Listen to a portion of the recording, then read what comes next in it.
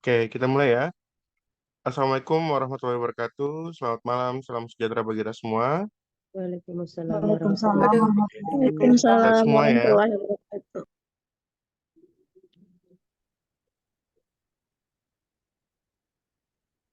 Oke, bentar ya.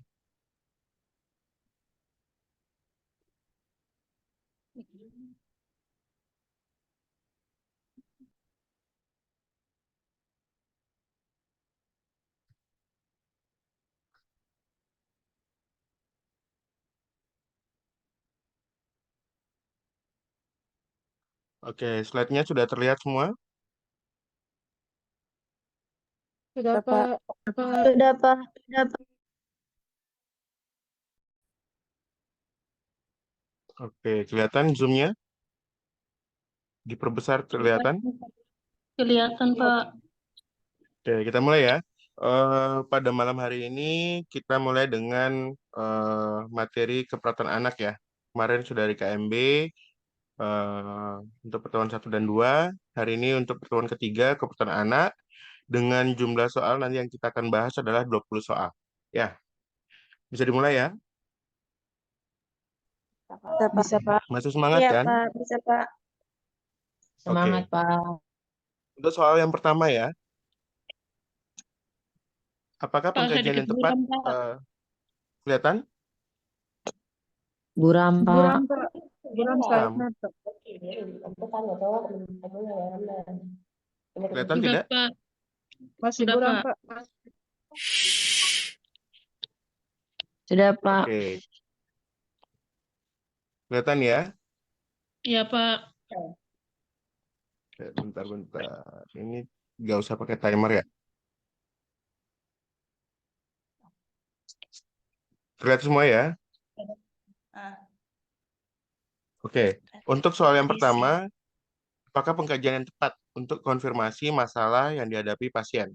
Ya, ini seorang bayi usia 5 bulan dibawa orang tuanya ke poli anak rumah sakit dengan diagnosis sementara adalah intussusepsi. Hasil pengkajian itu mengatakan bayinya telah mengalami muntah yang isinya ada apa yang dimakan dan diminum setiap kali masuk ataupun makanan atau minuman. Anak dia lebih rewel, kadang-kadang menangis tiba-tiba disertai dengan demam, suhu antara 37,5 sampai 39 derajat. Pengkajiannya apa ya?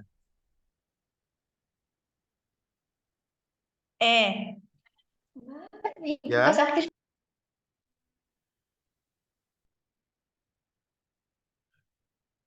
intussusepsi itu apa?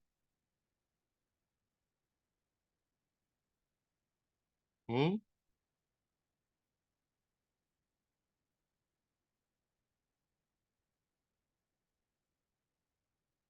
Halo, ada yang tahu?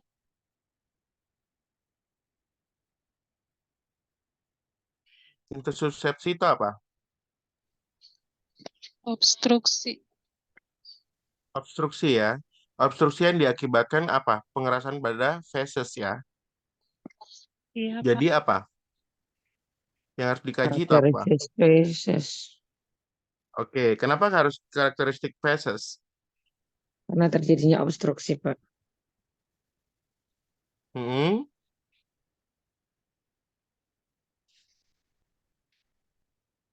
kenapa? Yang harus dikaji apa? Karakteristik feses. Alasannya apa?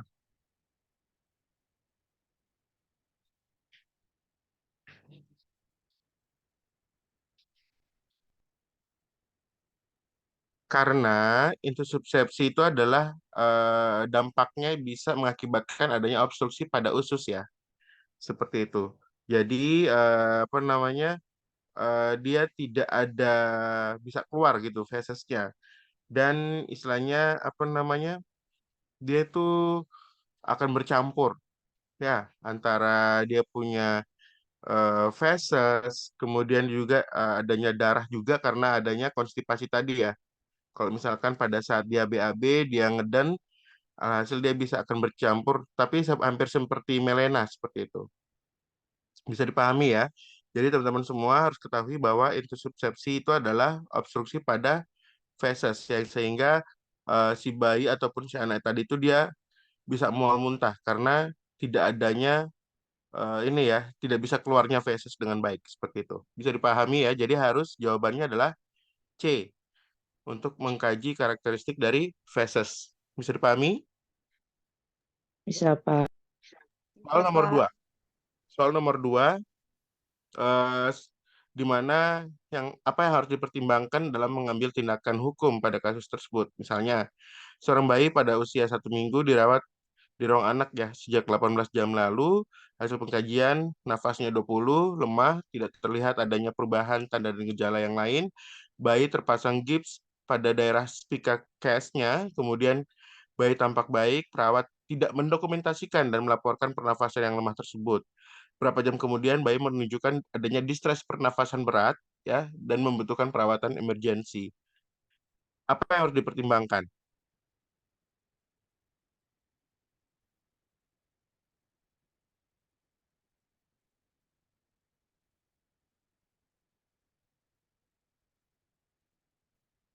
Kira-kira yang menjadi parameter yang baik itu apa? Kalau misalkan dengan kondisi yang seperti itu, ini perawatnya tidak mendokumentasikan dengan baik nih. Apa yang harus dipertimbangkan jika mengambil tindakan hukum?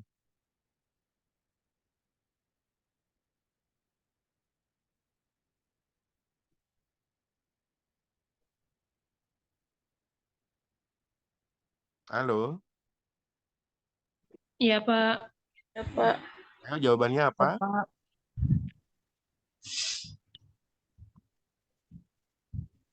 C, Pak. C, Pak. Ada vital dulu. Kenapa harus C?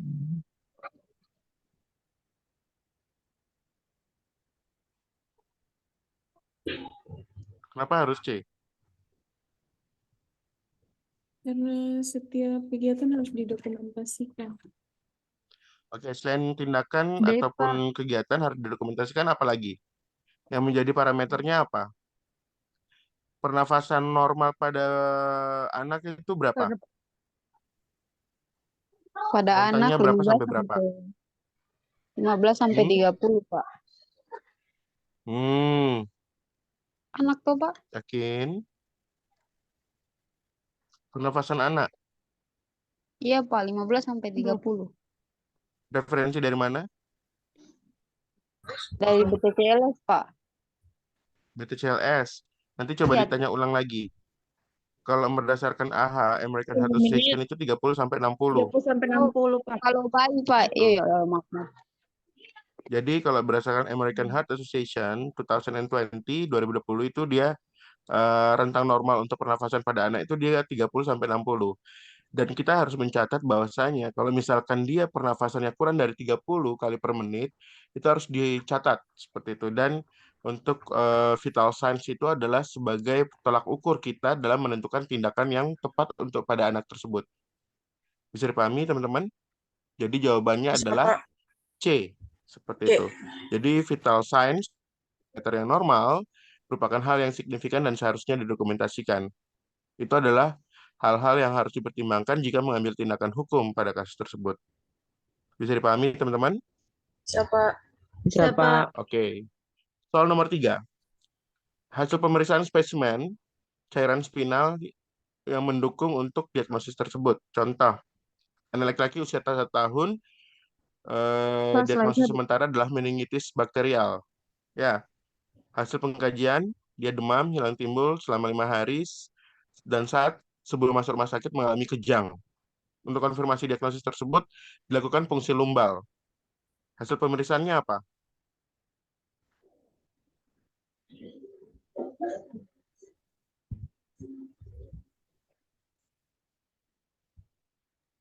Tekanan cairan spinal yang rendah. Yang hasil pemeriksaan spesimen cairan spinal ya. Untuk mendukungnya apa?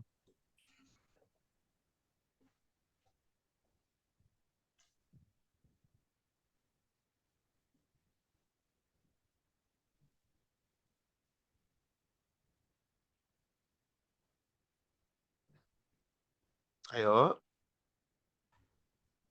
Kalau kamu mengambil spesimen nih, ya, pada daerah meningitis kan pada intinya kan dia kan cairan cerebrospinal ya, CSS ya.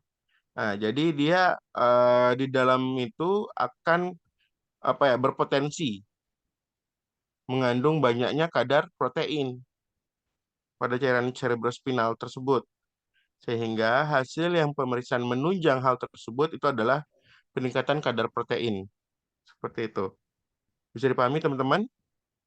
Jadi kalau untuk mendiagnosis seseorang, ya apalagi dengan meningitis bakterial, ya untuk spesimen cairan cerebrospinal itu teman-teman harus ingat bahwasanya kalau untuk pengambilan cairan CSS itu dia berkaitan dengan adanya kadar protein di dalam cairan cerebrospinal tadi di dalam otak karena adanya perdarahan atau sawar darah pada otak tersebut seperti itu. Ciri khasnya adalah dengan peningkatan kadar protein yang ada di dalam cairan cerebrospinal tadi, CSS. Itu harus dicatat ya, harus diingat ya. Jadi jawabannya adalah B, peningkatan kadar protein. Bisa dipahami teman-teman? Atau terlalu cepat? Bisa, Bisa, Pak. Pak. Oke. Soal yang berikutnya. Ya, apakah yang harus dijelaskan untuk menjawab pertanyaan orang tua pada kasus tersebut? Bayi usia 9 bulan dibawa orang tuanya ke klinik bayi sehat dengan keluhan bayi mengalami ruam popok. Ya, hasil pengkajian orang tua kecewa dengan kondisi bayi tersebut dan bertanya bagaimana caranya mengatasi dan mencegah itu terjadi lagi. Bayi dinyatakan mengalami dermatitis. Kira-kira apa yang harus dijelaskan kepada orang tua? Hmm? Yang paling sederhana ini, kan Maritas di sini kan udah punya anak kecil ya. Kalau untuk pencegahan adanya ruam apa? Penggunaan popok Atau adanya sekali. dermatitis? Penggunaan popok sekali Ya, Penggunaan popok sekali pakai.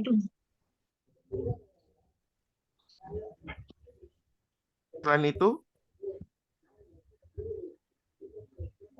yang kita harus kasih penjelasan dulu nih Pencegahan kontak sebelum penggunaan popok sekali pakai. Pencegahan kontak Pencegahan berkepanjangan. pencegahan Panjangan kontak pada Nah, iritan. benar, Dengan pencegahan iritan. kontak yang berkepanjangan dengan iritan. Contohnya seperti apa? Urin, feses dengan pola kebiasaan dari orang tua yang membiarkan kontak yang berkepanjangan. Oh, nanti dulu lah baru 1 jam, baru 30 menit ataupun 1 jam 2 jam. Tapi orang tua kadang-kadang itu teledor, tidak memikirkan apanya dampak dari kontak yang iritan yang jangka panjang tadi itu. Alhasil bisa mengakibatkan adanya dermatitis seperti itu. Bisa dipahami teman-teman? Jadi jawabannya adalah B. B. Pencegahan kontak berkepanjangan dengan iritan. Kemudian, apa yang mendorong perawat untuk mengklarifikasi order tersebut? Ini pasien bayi usia 6 bulan dirawat di ruang anak dengan curiga penyakit Hirschsprung ya atau megakolon kongenital. Untuk mengatasi masalah tersebut, nakes memberikan order enema dengan menggunakan air kran. Perawat bertugas melakukan klarifikasi terhadap order tersebut sebelum melakukannya. Apa yang mendorong untuk klarifikasi order tersebut?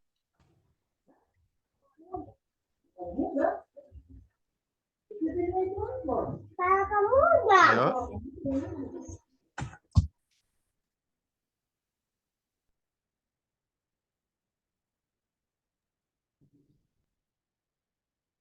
Kalau untuk enema, tahu enema tidak? Hukna. Tahu hukna? Iya, Tahu, Pak, tahu. Pak. Tahu, Pak. Nah, biasanya pakai airnya, pakai air apa? Cairannya. Air sabun, Pak. Oke, cairan sabun ya. Selain cairan sabun, Iya, pakai Pak. apa? Selain air sabun, pakai apa? Pakai air Pakai kran. NaCl juga ya. Tapi yang dicampur dengan air sabun. Pakai sabun, seperti itu. Kalau misalkan menggunakan air kran, dia berpotensi apa? Hmm? Tensi suhu turunnya suhu tubuh secara tiba-tiba. kurang tepat. Apa? Apa? Kalau air keran itu dia kandungannya apa sih? Dia termasuk jenis apa? Bersifat apa?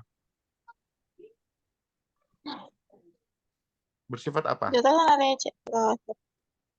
Bersifat hipotonik ya. ditelan Hipotonik itu artinya adalah dia lebih cepat mengabsorpsi cairan dalam pencernaan, takutnya seperti itu. Jadi kalau misalkan dia absorpsinya terlalu cepat, alhasil apa? Bisa mengakibatkan apa? Ketidakseimbangan cairan dan elektron. Ya, good. Ketidakseimbangan cairan dan elektrolit seperti itu. Bisa dipahami teman-teman? Karena nanti itu dia bisa mengganggu kandungan kalium ya, ataupun ion-ion positif yang ada di dalam tubuh. Seperti itu pada bayi, apalagi dengan riwayat penyakit Hirschsprung seperti itu. Bisa dipahami ya, jangan menggunakan air keran ya, seperti itu. Oke, karena air keran itu dia bersifat isotonik lagi. Hipotonik. Artinya dia bisa mengabsorpsi cairan itu lebih cepat. Nanti takutnya komplikasinya adalah ketidakseimbangan pada cairan dan elektrolit seperti itu. Bisa dipahami teman-teman? Jadi jawabannya Bisa, adalah B seperti itu. Soal nomor 6. Apakah komplikasi yang harus dikaji pada bayi tersebut? Dia berusia 6 hari, ya. Dia dirawat di NICU. Dia didapatkan data abdomen tampak membesar, lemah dan bising usus tidak ada. Bayi dipuasakan, dia terpasang OGT ya, orogastric tube berwarna hijau dengan suhu residu 10 cc dalam waktu 6 jam. Dia komplikasi yang harus dikaji itu apa?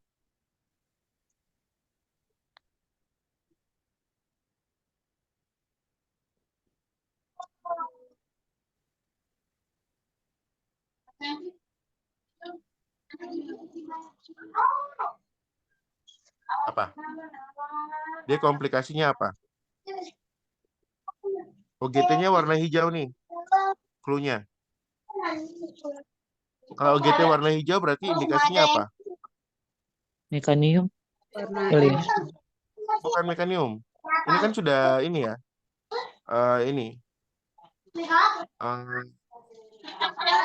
Sudah lahir ya. 6 hari.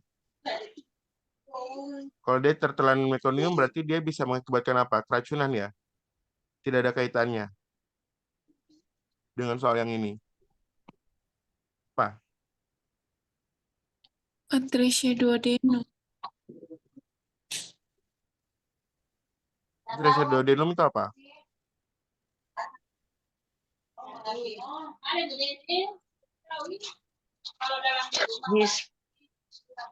Duodenum itu dia ini ya, defek kongenital ya. Seperti itu. Tidak ada kaitannya. Itu biasa terjadi di awal gestasi atau di awal pembuahan. Ya, kalau Hirschsprung dia itu istilahnya tidak adanya sel-sel ganglion parasimpatik ya di area usus besar. Tidak ada kaitannya. Apa? D kan, D nekrosis enterobot. Alasannya apa? Alasannya Peradangan. apa? Kalau OGT berwarna hijau itu berarti dia tandanya apa? Ada infeksi. Ada perdarahan. Ya, inflamasi bukan Tidak. perdarahan ya. Inflamasi ya pada di daerah mana? Lambung. Daerah mukosa. Mukosa pada gastro. Pada ini ya, Lambung. gastronya seperti itu. Ya, bisa dikaitkan dengan ini ya, keadaan prematur juga bisa ya. Atau ada aja pasien dengan hipoksemia. Kalau hipoksemia kan di sini tidak ada datanya ya. Seperti itu. Jadi biasanya kalau bayi kondisi seperti ini, dia komplikasi yang harus dikaji itu adalah nekrosis enterokolitis atau istilahnya NEC. Seperti itu. Dia itu adalah merupakan komplikasi dari penyakit yang ditandai dengan adanya inflamasi pada mukosa gastro. Seperti itu. Biasa disebabkan oleh pasien yang notabene dia prematur, bayi prematur. Seperti itu. Biasanya itu dia NEC itu terjadi pada usia 4 sampai 10 hari setelah kelahiran. Jadi teman-teman harus banyak baca-baca lagi ya. Ini jarang ditemukan di Ambon ya, seperti itu. Tapi ini biasa soal yang terjadi out of the box seperti itu pada soal UKOM. Jadi jawabannya adalah D. Nekrosis enterokolitis ya. Kita ulangi lagi, biasa disingkat dengan NEC ya, NEC ya. Itu adalah penyakit inflamasi pada daerah mukosa gastro seperti itu. Biasa terjadi pada 4 sampai 10 hari setelah kelahiran seperti itu. Bisa dipahami? Dapat. Oke, kita lanjut ya. Dapat. Oke, tindakan yang cepat dilakukan pada kasus tersebut. Dia bayi berusia, maaf, kok bayi lagi. 4 tahun, dirawat di ruang anak ya. Bayi mengalami mencret 9 hari dan berulang, suhunya 39. Terdapat jamur pada mulutnya atau kandidiasis ya. Hasil virologi menunjukkan adanya terinfeksi HIV. Diagnosis tersebut baru ditegakkan hari ini. Tindakan apa yang tepat dilakukan?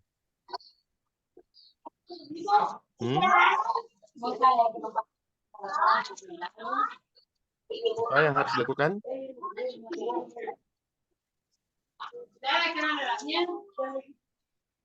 Ayo. Pertahankan hidrasi yang optimal. Ini clue-nya apa sih? Clue-nya? Cluenya Clue-nya ini apa? terinfeksi HIV, Pak. HIV. Ya. Menyediakan dukungan emosional. Menyediakan dukungan emosional kepada Menyediakan dukungan emosional kepada Kurang keluarga, tepat. Pak. Dia ini sudah adanya jamur pada mulutnya. Pencegahan infeksi. Ingat, infeksi oportunistik itu apa-apa saja. ya, Pak. Kalau infeksi Pencegahan oportunistik infeksi, itu Pak. jenisnya apa-apa saja. Ada Ada diare, ya, TB, ada kandidiasis, ya. sarkoma. Kira-kira ini yang dialami ini apa pada pasien ini? Oportunistiknya apa-apa saja. Diare. Diare, Pak. Diare. Pak. Diare. Kedua, Jamur pada mulutnya, Pak. ya, Kandidiasis. kandidiasis. Jadi tindakan apa yang harus dilakukan? Pencegahan infeksi. Pencegahan infeksi. Betul sekali. Memastikan nutrisi yang cukup dan Harus pencegahan infeksi karena apa? Bayi itu dia sangat rentan sekali terhadap infeksi. Contoh, ya, kalau katong lagi pilek nih, dia akan mudah tertular. Bukan hanya untuk anak kecil, orang dewasa pun kalau misalkan dia terinfeksi HIV, apalagi sudah IO, infeksi oportunistik, kalau katong sudah pilek, ya dia akan otomatis dia akan tertular. Karena apa? Nilai CD4-nya kurang dari 500. Jadi untuk pengobatan AIDS itu harus diselesaikan dulu dia punya IO nih. Ya, sebelum diberikan ARV. Tidak bisa ARV berdampingan dengan IO. Tidak ada apa namanya untuk tidak bisa berdampingan. Artinya harus diselesaikan dulu nih. IO-nya terselesaikan dulu baru dikasih ARV. Seperti itu. Apalagi rentan sekali untuk bayi ataupun anak seperti itu. Bisa dipahami teman-teman? Saya terlalu cepat minta penjelasan. Bisa, Pak. Bisa, Pak. Pas. Kalau terlalu cepat bilang ya. Pas, Pak. Iya, Pak. Tunggu ya, kita minum air minum dong. Air mulu karing. Oke, selanjutnya ya.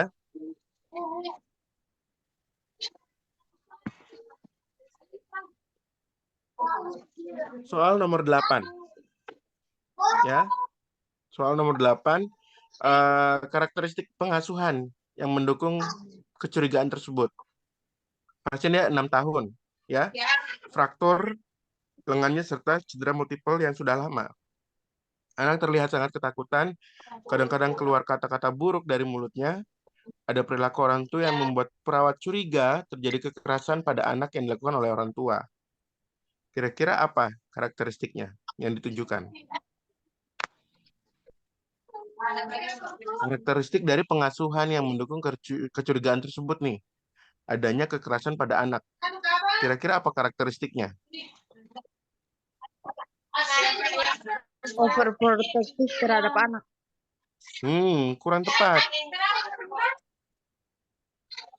Yang lebih aktual, yang lebih apa istilahnya, Memberikan informasi. Confirmable. Memberikan informasi yang Pak. konsisten mengenai Pak, cedera yang dialami memberikan anak. informasi. Alasannya? Kalau orang tua bicara sing apa? Tidak satu patokan begitu Pak, maksudnya kayak pimplang begitu berarti harus dicurigai orang tuanya bermasalah. Ya, artinya pada saat diberikan informasi itu dia tidak konsisten.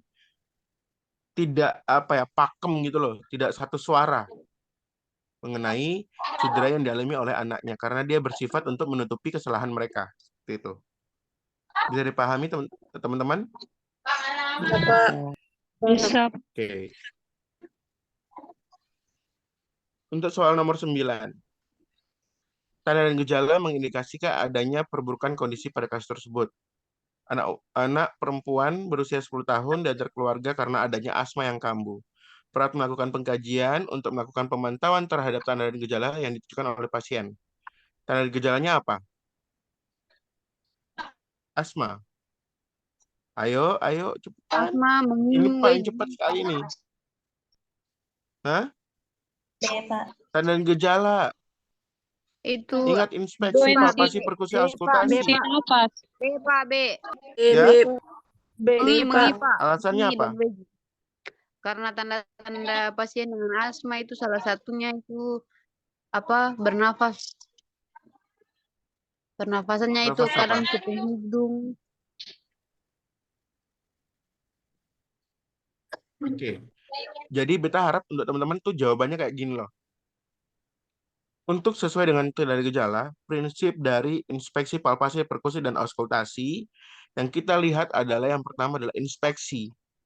Dan inspeksi yang paling menunjang paling cepat itu adalah poin B. Paham? Kalau kulit yang hangat ataupun kering itu sudah umum ya. Hal yang lazim. Akral dia teraba hangat, dingin, kering. Itu jika katong sudah lakukan palpasi. Bisa dipahami? Bisa, Poin Pak. C, nadi pernafasan. Itu jika katong melakukan apa? Palpasi dan inspeksi. Paham? Suhu juga katong lakukan palpasi. Yang paling cepat itu adalah inspeksi apa? Poin B. Poin B. Penurunan dari frekuensi dari mengi dan wheezing. Seperti itu. Karena manifest yang paling menonjol itu adalah dan ciri khas dari pasien dengan asma itu adalah suara nafas. Seperti itu. Bisa dipahami teman-teman? Bisa, Pak. Oke, itu yang paling cepat ya. Jadi jawabannya adalah B ya. Oke, soal nomor 10. Mana tingkat usia yang tepat disiapkan terkait dengan perencanaan pengajaran pada anak. Dia remaja umur 15 tahun mengalami sindrom Down. Sindrom Down itu apa?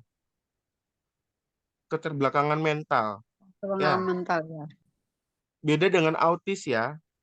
Kalau sindrom Down itu istilahnya 1000 wajah. Dia genetik. Kalau autis, dia ada infeksi. Misalkan nih, pada usia kehamilan, si ibu itu dia junk food kayak gitu terinfeksi pada saat proses gravid seperti itu atau hamil. Kalau untuk sindrom Down itu berdasarkan genetik, kelainan sel. Ya. Kemudian kira-kira ini apa nih? Orang tua menginformasikan kepada perawat bahwa berdasarkan hasil pemeriksaan perkembangan kematangan sosial anak mereka memiliki usia mental 8. Seperti itu. Kayak misalnya sebenarnya kan 15 tahun ya.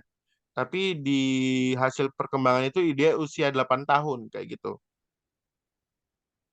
Tingkat usia yang paling tepat disiapkan terkait dengan perencanaan pengajaran apa?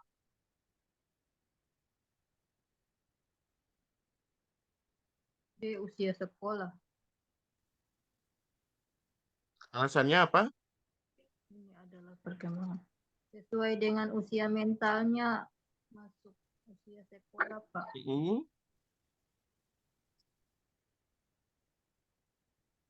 Kalau usia sekolah itu berapa sampai berapa, Bu? 7 sampai 7 tahun ke atas. Sampai 3 tahun. Hmm? 7 tahun ke atas, Pak, untuk anak SD. Oke, sampai kelas 6 ya. Iya, Pak. Seperti itu. Jadi dia sesuaikan dengan usia 8 tahun. Jadi pengajarannya adalah tingkat usia sekolah. Ya, seperti itu sesuai dengan tingkat perkembangan anak. Bisa dipahami, teman-teman? Bisa, Pak. Poin D. Soal nomor 11. Dia tindakan yang tepatnya apa nih? Merespon perilaku pada anak tersebut. Dia usia 2 tahun, rawat inap untuk dilakukan perbaikan jantungnya karena adanya tetralogi Fallot. Ya, pada saat bermain atau istilahnya kelainan jantung bawaan gitu loh, ya.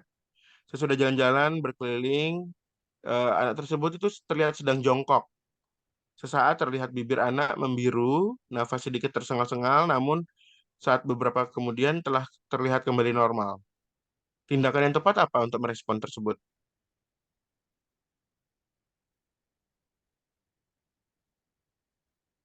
Ayo, apa? Pak,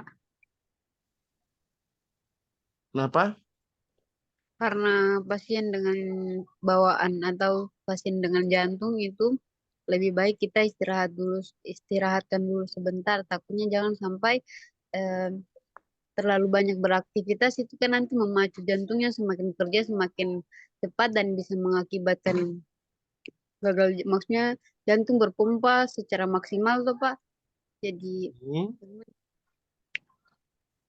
bisa lebih parah lagi Pak maksudnya gitu. Selain itu apa?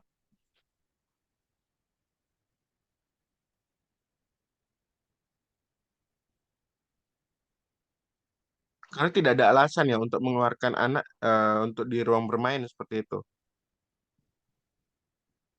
Apalagi disuruh ke tempat tidur. Kalau tetralogi Fallot kasih, Tidak tahu, dia kayak Pak. serangan jantung itu loh. Oh, ya. Dia kayak tiba-tiba lemah gitu loh.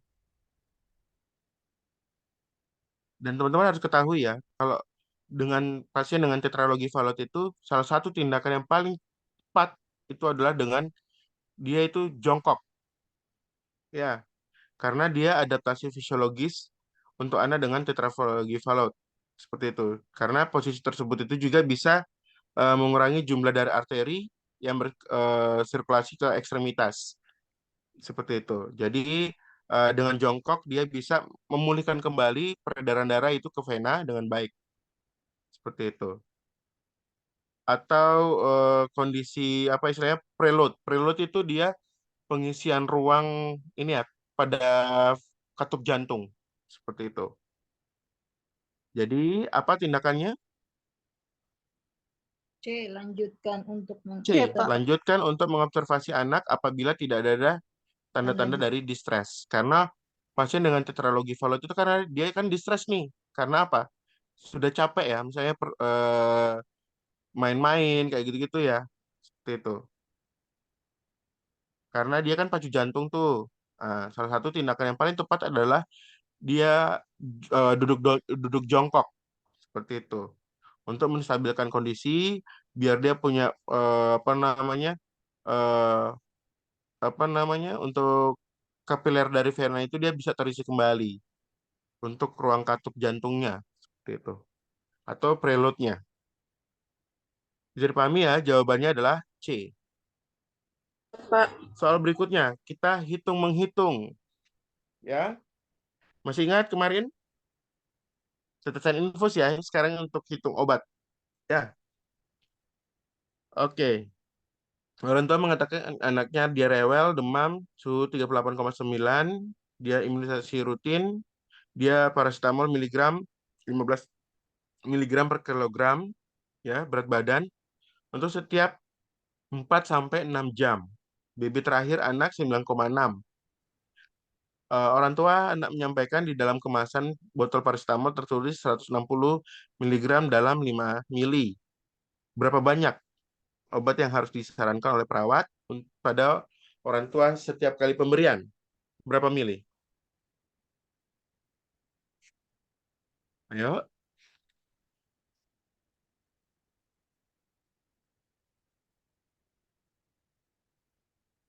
Rumusnya bagaimana? Kalau untuk rumus apa dan proporsi obat tuh bagaimana dosis obat? Hmm?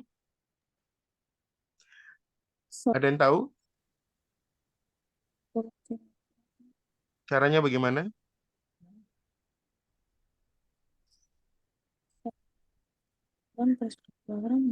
Hmm? Ini kayak katong hitung-hitung matematika itu loh. XY, XY.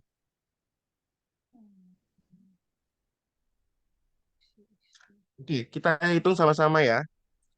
Jadi rumusnya awalnya itu adalah indikasi pemberian paracetamol dulu nih. 15 miligram ya. Kemudian kita kali dengan berat badan anak terakhir 9,6. 15 kali 9,6 itu dapat berapa? Ayo, ada yang bisa hitung kalkulator? 144, Pak. Oke, 144 ya. Oke, 144. Itu di skip dulu ya. Jadi 144 miligram. Oke, kita harus menggunakan rumus yang namanya rumus rasio. Ya, dan proporsi dari dosis seperti itu. Obat yang diperlukan, bisa ditulis ya. Obat yang diperlukan itu adalah 144 miligram sama dengan X ml, mililiter. Artinya tadi kan X mililiter nih yang harus kita cari ya. Jadi 144 miligram sama dengan X mililiter, sudah? Itu obat yang diperlukan. Terus yang di bawahnya lagi itu adalah dosis obat yang tersedia. Dosis obat yang tersedia itu adalah 160 miligram sama dengan mililiter. 5 mililiter. Masih ingat perkalian silang? Masih ingat sistem perkalian silang? Oke, jadi kita kali silang ya. Jadi 160 miligram dikalikan dengan X ml, tadi itu yang di X mililiter, kasih garis anak panah itu ya. Bisa paham gak, Seng? Halo? Halo, Pak. Saya ulangi ya. Tadi kan yang untuk menekan dosis ya, 15 miligram itu dikalikan dengan 9,6 kilogram. Dapatnya berapa? 144 miligram. Itu di skip dulu nih. Ya. Katong pakai rumus dulu nih. Ya. Obat yang diperlukan, bisa ditulis ya, obat yang diperlukan titik berganda itu adalah 144 miligram yang tadi katong cari tadi itu. Iya, Pak. Sama dengan X mililiter. X mililiter ini yang katong harus cari nih. Paham gak, Seng? Pak. Oke. Terus yang berikutnya lagi di bawahnya itu tulis dosis obat yang tersedia. Yaitu 160 miligram sama dengan 3 mililiter. Masih ingat perkalian silang kah, Seng? Yang begini-gini nih. Kan 160 dikalikan dengan X mililiter ya. Kemudian yang berikutnya lagi apa namanya? 144 dikalikan dengan 5. 144 kali dengan 5 mililiter. 3. Oh, 5. 5 toh. Kan saya ada angka 3. Iya. Paham nggak, Seng? Paham, Pak. Paham. 1, Oke, jadi 160 ya, ya dikalikan dengan X mililiter ya. Jadi dapatnya adalah 160 X ya. Katong ibaratnya kayak 160 kali X begitu. Jadi 160 X ya. 60X. Bisa? Sama dengan 144 kali 5 berapa? 720, Pak. Oke, 720. Bisa dipahami? Bisa, X Pak. Dan di bawahnya itu X sama dengan X sama dengan 720 bagi 160. 720 dikurangi dengan 160. 160 tadi. Kan X-nya ditetap tuh. X sama dengan 720 dikurangi 160. Dapat berapa? Kok dikurangi, sorry, dibagi. Dibagi, Pak. Dibagi, sorry. Dibagi, Pak. 720 bagi 4,5, Pak. 160. 60. 4,5 Berapa? mili. 4,5. Berapa? 4,5 mili, Pak. 4,5 mililiter. Good. Jadi jawabannya apa? 4,5, Pak. B, Pak. Oke, B ya, 4,5. Beta ulangin lagi ya. Kalau soalnya seperti ini, pemberian dosis ya. Paham ya?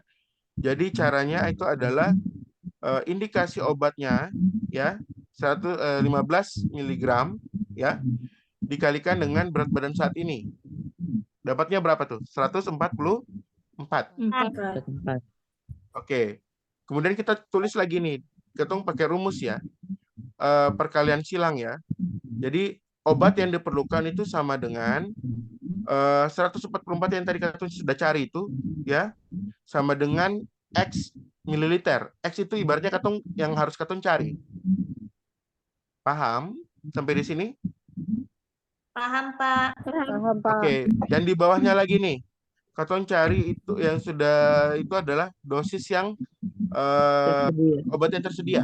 Dosis obat yang tersedia. Itu adalah 160 mg. Ya. Obat paracetamol tadi itu ya. Dosisnya itu sudah tertulis 160 mg sama dengan 5 mili. Bisa? Ketong kali silang nih. Ketong kali silang. 160 dikalikan dengan X. Yang di atas tadi tuh. Ya. Terus yang berikutnya 144 yang di samping kiri itu dikalikan yang di bawah 5 ml. Bisa dipahami? Bisa, Pak. Oke, jadi kan 160X ya. 160X sama dengan 144 dikalikan dengan 5. Hasilnya itu berapa tuh? 144 kali 5. 700 sekian ya? 720 kalau tidak salah. Oke. 720 ya. Jadi Ketong harus ini dulu nih. X sama dengan 720 dibagikan dengan 160. Dapat berapa? 4,5, Pak. 5 ml. Oke, ada yang mau bertanya? Ada yang mau bertanya? Paham gak, Seng? Paham, Pak. Oke. Paham, Pak. Jangan lupa ya. Kemarin hitungan tetesan infus masih ingat ya? Masih, Pak. Oke, sekarang ini adalah dosis obat. Oke, jangan lupa ya. Nanti bisa dilihat dari video di YouTube ya. Oke, soal nomor 13. Mana situasi budaya yang menguntungkan keberhasilan menyusui pada kasus tersebut? Ini tuh bayi perempuan berusia 7 hari dibawa ibunya ke puskesmas untuk kontrol. Hasil pengkajian, ibu mengatakan dukun bayinya menyuruhnya memberikan pisang kerok dan membuang ASI yang pertama keluar karena dianggap ASI itu dia basi. Bayi diberi ASI dan susu formula yang diencerkan supaya hemat. Nenek si bayi menyuruh ibu untuk selalu tidur dengan bayinya agar bayi tidak diganggu roh jahat. Situasi budaya yang bagus itu apa untuk menguntungkan keberhasilan menyusui pada kasus tersebut? Ya. Ini soal yang paling sering muncul ya. Ini adalah soal yang paling sering muncul di UKOM. Terkait dengan ini ya, Leininger, Transcultural Nursing Theory, teori keperawatan. Terkait dengan transisi budaya. Jawabannya apa? Ibu selalu tidur dengan bayinya agar tidak Agar diganggu. tidak Alasannya diganggu apa? roh jahat. Alasannya apa?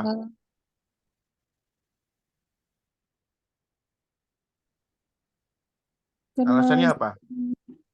Selalu standby dengan bayinya. Oke, selain selalu standby apa? Lebih dekat dengan bayinya. Saya Menyusui bisa. bayi. Ibaratnya apa bisa kalau menyusul. bahasa kerennya apa? Lebih bahasa kerennya apa? Apa itu? Bonding Bonding. attachment. Ya, bonding ya. Bonding. Ya, itu adalah bonding attachment. Jadi kalau misalkan si bayinya dia tiba-tiba bangun, dia langsung siap siaga untuk menyusui seperti itu. Jadi jawabannya adalah A. A. Bisa dipahami teman-teman? Bisa, Pak. Bisa, Pak. Oke, kita lanjut ya. Soal nomor 14, tindakan yang tepat untuk merespon pertanyaan ayahnya pada kasus tersebut. Anak perempuan usia 2,5 tahun, ya. Anak kami hanya menggunakan frase 2 kata ketika berbicara dan bisa dipahami 25%. Kami sangat khawatir. Jadi tindakannya apa nih? Untuk merespon.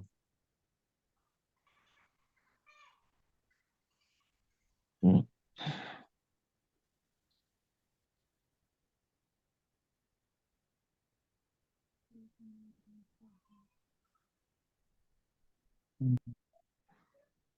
Ayo, masih ingat tumbuh kembang ya?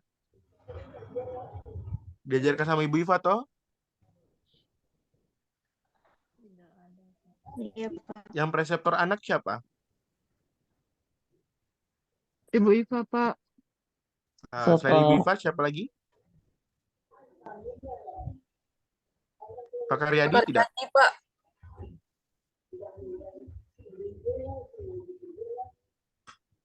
Yang ngajar anak siapa? Pak Karyadi lah, Pak. Masih ingat ya tumbuh kembang anak nih. Kalau idealnya umur 2,5 tahun itu dia bisa apa? Untuk frase katanya itu dia apa? Dia lebih dari 3 kata ya. Lebih dari 3 kata dan tingkat pemahaman kalau berdasarkan referensinya itu adalah 65%. Seperti itu. Jadi apa? Jadi apa? Menunjukkan apa itu? D, Pak. Ya? Pak. D, Pak, D. Jadi apa?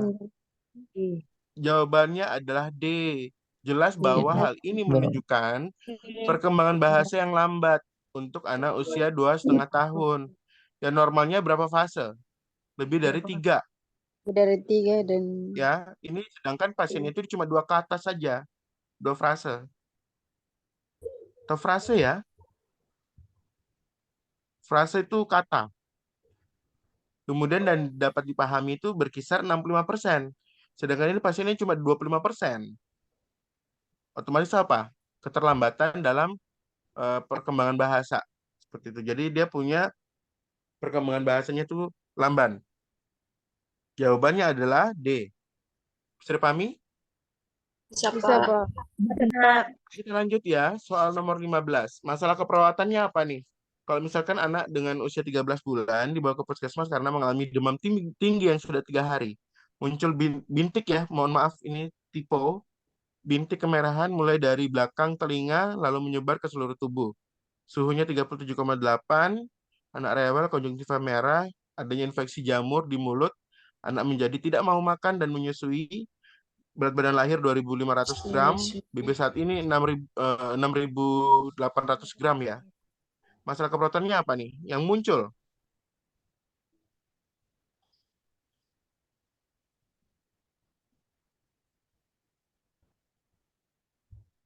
Gangguan integritas kulit, Pak. Ingat, data yang paling aktual, yang paling banyak muncul itu apa? Oh, ini, Pak. Apa? Ayo. Defisit nutrisi, Pak. Suhu 37,8 derajat Celcius. Defisit nutrisi, Pak. Itu masih kategori normal tuh. Defisit nutrisi, Pak. Kenapa defisit nutrisi? Data yang menonjol apa? Yang menonjol? Ada infeksi jamur, Infeksi, Pak. anak tidak mau makan dan menyusu, Berat badan BBLR, BB. BB, Oke, yang paling banyak muncul itu 1. Apa? Infeksi pada mulut ya, jamur. 1. jamur. Anak tidak mau makan ataupun menyusui. Berat badan lahir itu dia 2.500. Yang notabene sudah 13 bulan, notabene itu dia umur segitu tuh harus BB-nya berapa? Lebih dari 6,8. Masa cuma naik berapa gram saja? Paham? Siap. Jadi berdasarkan data tersebut, masalah keperawatan apa yang muncul? Defisit nutrisi. Defisit nutrisi, Defisit Pak. nutrisi. Selesai. Paham kah tidak? Ingat, kalau berkaitan dengan masalah keperawatan, kita lihat nih data-data yang menunjang ini apa? Lebih dari 3. Ini datanya lebih dari 3 tidak? Infeksi Pak. jamur di mulut nih, 1. Ya, anak tidak mau Iya. makan. Tidak 2, makan.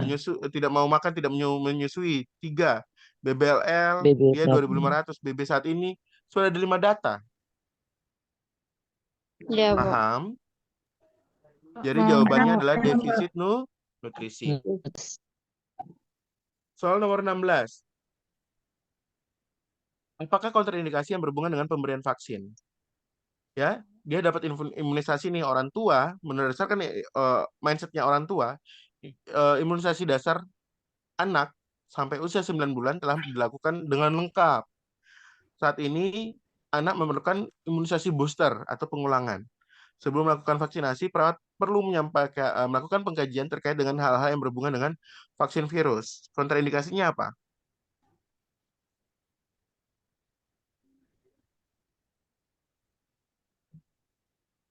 Apa yang harus Katong lakukan? Yang harus dikaji nih. Anak memiliki riwayat reaksi anafilaktik. Kenapa? Anafilaktik itu apa? Reaksi. Reaksi alergi. Ya, justru itu yang harus ditanya, harus dikaji. Pertama, ingat ya imunisasi booster ya, pengulangan nih. Ya, Katong harus kaji. Dia ada riwayat alergi kasih dengan vaksin A, B, C, D, atau D. Kayak gitu-gitu. Paham nggak tidak, teman-teman? Jadi Paham, tidak Pak. perlu kita baca soal semua ya. Kan kita lakukan imunisasi booster nih ya, vaksin nih. Apa yang harus kita kaji duluan? Ya harus tanya dulu riwayat reaksi anafilaktik atau dia alergi kasih dengan imunisasi A, B, C. Bisa dipahami? Bisa, Bisa, Pak. Pak. Bisa, Pak. Terlalu cepat kah? Tidak, Pak. Tidak, Tidak, Pak. Pak. Oke, lanjut ya. Jadi jawabannya adalah B.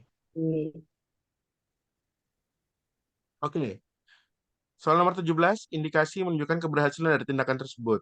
Anak umur 10 tahun ke UGD dengan asma.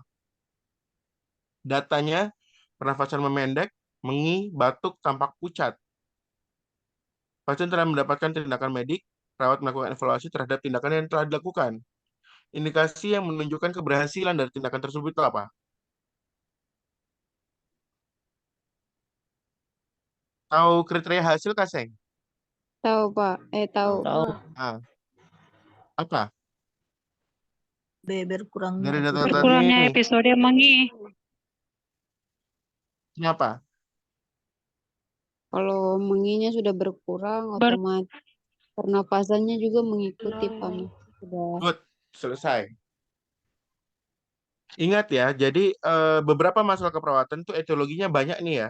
Tapi kalau dia dengan satu doang, itu sudah bisa mengatasi yang lain. Seperti itu. Jadi jawabannya adalah B, berkurangnya episode dari mengi. Paham ya? Oke, lanjut.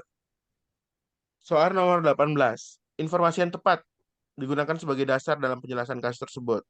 Bayi 5 bulan dibawa ke klinik tumbuh kembang untuk konsultasi. Orang tua menyampaikan kekhawatirannya tentang BB bayi yang hanya 5 kg. Setelah melakukan pengkajian pada bayi, perawat menyampaikan hasil pada orang tua bayi bahwa BB bayi masih dalam batas rentang normal sesuai usia bayinya. Informasi yang tepat sebagai dasar itu apa? Berat lahir. Ya? Kenapa itu sebagai patokan? Berat, Pak. Karena berat lahirnya kalau berat lahirnya berapa, baru usia sekarang, berat sekarang 5 kg itu kalau misalkan berat lahirnya. Jadi per bulannya itu berapa harus naik?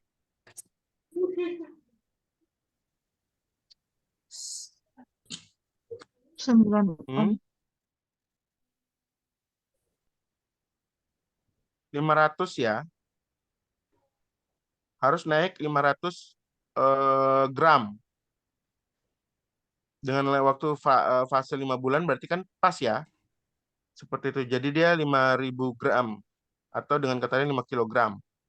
Itu patokannya adalah dengan berat lahir. Itu normal ya. Ya, Pak. Bisa dipahami teman-teman? Jadi 1 bulan itu harus kenaikannya adalah 500 gram. Kalau dia indikasinya kurang dari itu berarti dia defisit nutrisi. Seperti itu. Idealnya ya, per bulannya itu dia naik 500 gram. Bisa dipahami teman-teman? Bisa, Pak. Bisa, Pak. Oke, soal yang berikutnya. Masalah keperawatan juga ya. Masalah keperawatan, dia usia 11 tahun, tumbuh kembang, dia sudah 1 minggu bolos sekolah. Karena malu diejek terus oleh teman-temannya. Mengalami obesitas, BB-nya 50 kg, TB-nya 130. Anak merasa malas berolahraga karena takut kelelahan saat melakukannya. Masalah keperawatannya apa? Ini tidak perlu banyak pikir Gangguan ini. citra tubuh, Pak. Gangguan citra Ya, tubuh. gangguan citra tubuh karena selalu Gangguan diejek citra untuk tubuh. obesnya seperti itu. Bisa dipahami teman-teman? Jadi Bisa, ada Pak. beberapa Pak. soal yang Katong harus benar-benar teliti. Ada juga teman-teman yang harus notabene Katong baca soal tuh langsung tahu jawabannya. Contohnya seperti ini. Paham? Tubuh. Paham, Pak. Oke, kita lanjut ya. Paham, Pak. Soal terakhir. Apakah penjelasan yang seharusnya diberikan perawat kepada orang tua bayi? Dia bayi laki-laki usia 6 bulan. Dia karena diare ya, selama 3 hari pengkajian didapatkan data dia letargi dan pernafasan cepat. Orang tua menyampaikan bahwa bayinya minum susu formula meskipun tidak sebanyak sebelumnya dan tidak bisa memahami perubahan yang tiba-tiba pada bayinya. Penjelasannya apa?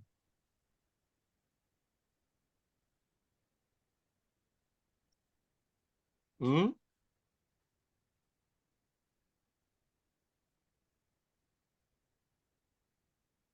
Ayo. Kebutuhan cairan pada anak dan orang dewasa itu apakah sama? Tidak. Beda, Pak. Lebih banyak yang mana? Semua, Pak. Lebih banyak siapa? Banyak Dewasa. anak. Pada anaknya Dewasa, dong, bukan Pak. orang dewasa. Anak ya. Anak dong. Anak Meskipun ya. anak itu ibaratnya cuma menangis, main jalan-jalan dan sebagainya, itu dia butuh cairan ekstraseluler yang lebih banyak juga seperti itu. Paham ya? Karena dia istilahnya cairan ekstraseluler itu dia kalau pada saat lahir itu dia sekitar 45%. Seperti itu. Yang teman-teman harus ketahui ya. Kemudian pada saat usia 2 tahun itu dia berkisar 25%. Dan istilahnya pada usia dia matang, usia dewasa itu dia kebutuhan itu 20%. Seperti itu. Karena usia bayi itu dia kan ini ya kebutuhannya sekitar 45% ya. Jadi dia lebih banyak kebutuhannya. Jadi jawabannya apa? Jawabannya Cairan ekstraseluler per Poin unit D. anak Ya. pada orang Jadi dewasa. kebutuhan cairan ekstraseluler per unit BB anak lebih besar daripada orang dewasa. Yang harus dicatat oleh teman-teman semua, ingat ya, bayi baru lahir itu dia kebutuhan cairannya itu adalah 45%. 2 tahun dia kebutuhan cairannya itu udah 25%. Ya, usia 2 tahun. Usia dewasa itu 20%. Seperti itu. Paham ya? Paham, Pak. Kemudian kalau untuk pengukuran lainnya itu juga ada istilahnya persentase cairan dari total berat badan ya. Seperti itu. Jadi 80% itu saat lahir, kemudian 63% itu pada saat usia 3 tahun, seperti itu, dan 60% pada saat usia 12 tahun. Dan semakin meningkatnya usia, dia cairannya juga semakin menurun. Seperti itu. Bisa dipahami teman-teman? Bisa, Bisa, Pak. Pak, Sekian dan terima kasih. Bagaimana tanggapannya? Pak. Sungguh luar biasa. luar Luar biasa, biasa. Pak. Ya. Banyak pengetahuan baru ya. Maksudnya banyak Pak. yang jarang kita dengar ya. Jarang yang kita Iya, dengar. Pak. Jadi Contohnya, contohnya tadi apa? Contohnya tadi tentang apa? Tentang nek tadi Pak, nekrosis. Tentang Oke. nek tadi Pak.